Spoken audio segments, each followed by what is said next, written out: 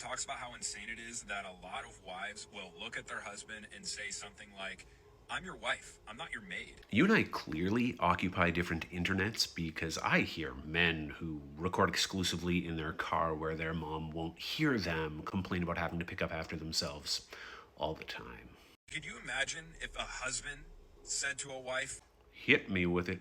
am I your bodyguard or am I your husband? A bodyguard to protect her from the dogs, the bees, the dogs with the bees in their mouth, and when they open their mouth to bark, they shoot bees at you. But seriously now, let me take this as an opportunity to remind you and everyone else who thinks that they are a protector, a bodyguard, that the single person that our wives and girlfriends are most in need of protection from is us. There is no one more likely to unalive a woman than her intimate partner.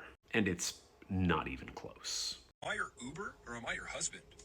Am I your wallet or am I your husband? Am I your delivery guy? And I'm just gonna cut you off right here because you and everyone who makes this exact video alleging double standards doesn't seem to understand what a double standard is. Because a double standard would be if you couldn't complain that she's not picking up after herself. Though she could perhaps point out that she's far better at protecting you from her than you are protecting her from yourself. And maybe you could abstract a little bit and say, well, this is really about pulling your own weight, except that your examples still don't support that argument very well. Picking up dinner, for instance, not only benefits both of you, but it's something that we do occasionally, as opposed to picking up after yourself, which is daily, habitual, constant, and asks a little bit of us on the mental load front too.